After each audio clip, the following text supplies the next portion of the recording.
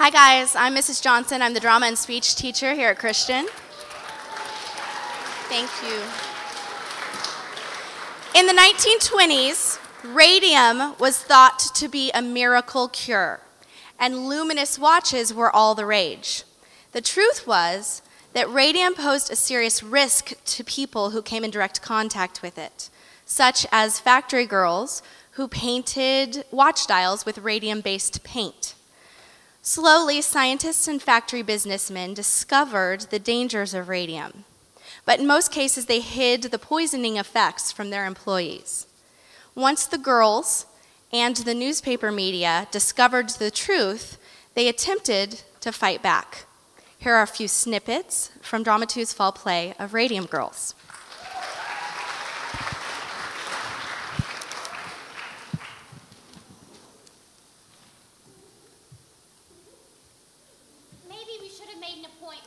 Don't need no appointment. But it's a busy place, Catherine. If you don't have an appointment, maybe you should make one. I shouldn't need no appointment for this. I'm sorry. I don't find anything under shop. No, it's under Rudolph.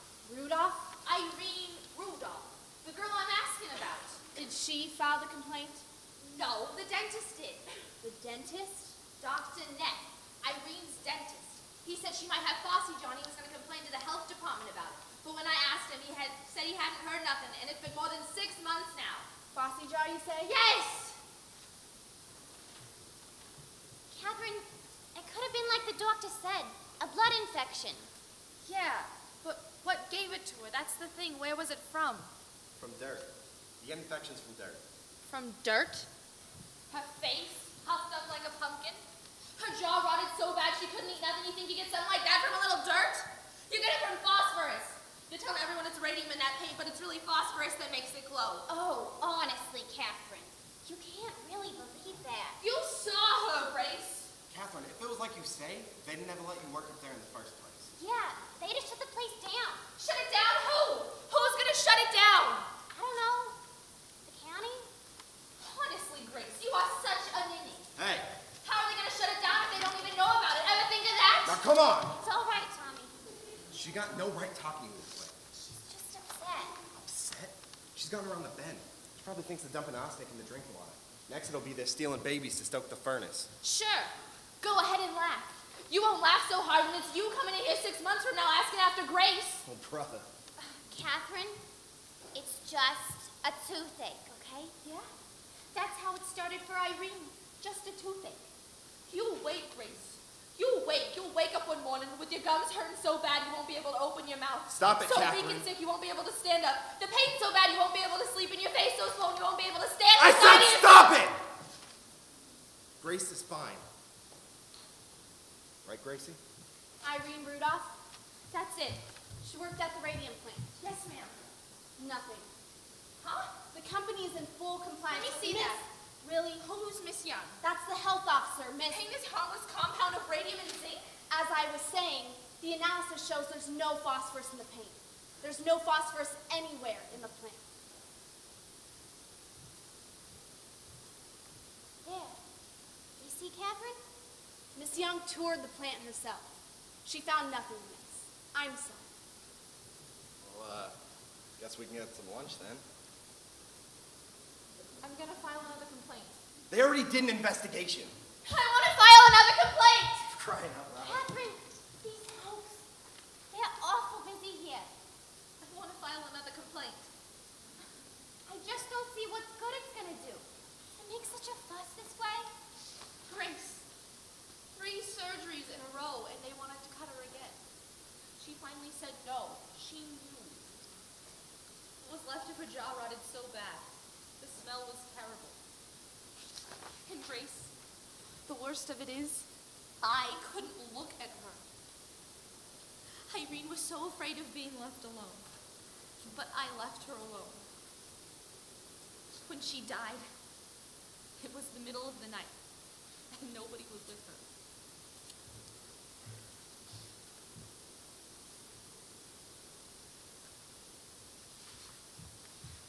I'm sorry. Can I have another form? My friend would like to file another complaint. Another complaint? Is the girl still sick? No. She died.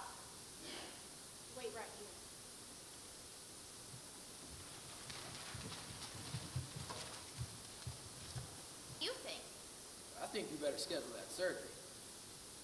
Couldn't we put it off a little? Till after my wedding? You don't have that surgery, you won't have no wedding. Huh? Miss Fryer, I want you to listen to me. Your jawbone is decaying.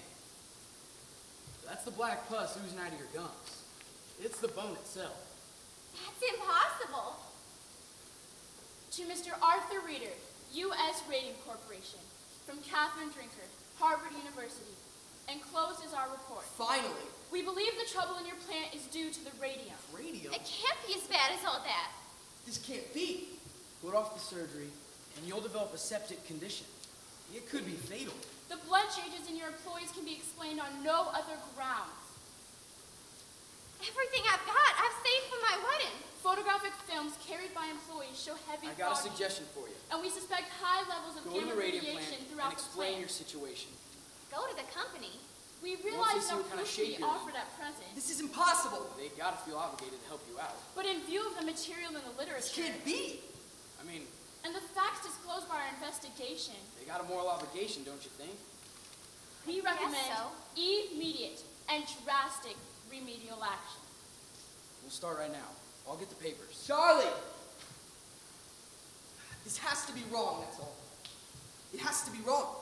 Charlie? Charlie, this has to be wrong. She must have overlooked something. If we're suffering from a new ailment caused by radium, it should occur generally throughout the plant. One would expect. There's several hundred milligrams of radium in all time at the big vats. In the crystallizing, in the ore. The entire backyard is filled with cans. There's radium in good amounts all over the property. If it's in the radium, then the incidence of illness should be highest in the laboratory. And no one there is sick. Then perhaps it's a combination of radium with the zinc. Or something peculiar to our plant alone. A bacteria, perhaps. In the brush. It just can't be the radium. There is dozens of application plants across the country, and none of them has ever reported anything like this.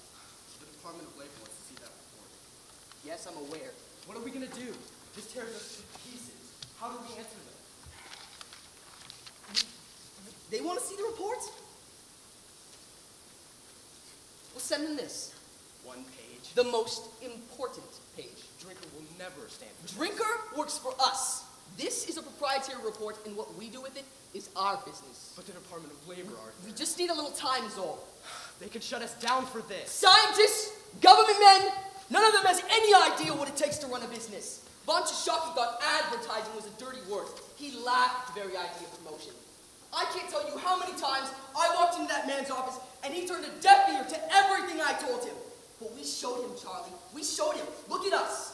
We're the largest single supplier of radium, the largest in the world. You know what it took for us to get here. Do you think I'm going to stand idly by and let our good name be dragged through the mud? Trust me, Charlie. Trust me. December 4th, 1927, Jack Youngwood reporting for the New Arc Ledger. Nancy Jane Harlan for the New York Graphic. On the strange case of the Radium Girls. Who claimed they were poisoned at the hands of their employer. And now seek their day in court. $250,000. That's the price tag on their suffering. $250,000? Ask me, it's all a sham. What do you mean? Those girls are very sick. Sick of working, sure. Doctors say the Radium Girls have only a year to live. Only 1 year to live and 250 grand to spend. What would you do with that kind of money? What would you do with $250,000? What would you do to ease your last suffering days on Earth? I'd buy a wardrobe like Irene Castle's. I'd give it all to charity. Then I'd travel around the world first class with all my friends. I'd play the stock markets. I'd buy my wife a fur coat and a diamond the size of New Hampshire. I use it to pay my medical bills and pay off the second mortgage on our house. When my father took out to pay for our last operation. Pretty Grace Fryer sits at home, Suffering bravely through this entire ordeal. struggling valiantly to keep up her flagging spirits. For the sake of her family and her friends. It hurts to smile. But I try to smile. I know if I don't smile, I'll go crazy. Tell us, Miss Fryer, how does it feel knowing you have so little time left? I try not to think about it. But it must get to you sometimes. Knowing what you've been through. And the company's getting fat off your labor. And all they have to say about it is, No comment. Oh, no. That won't do no good.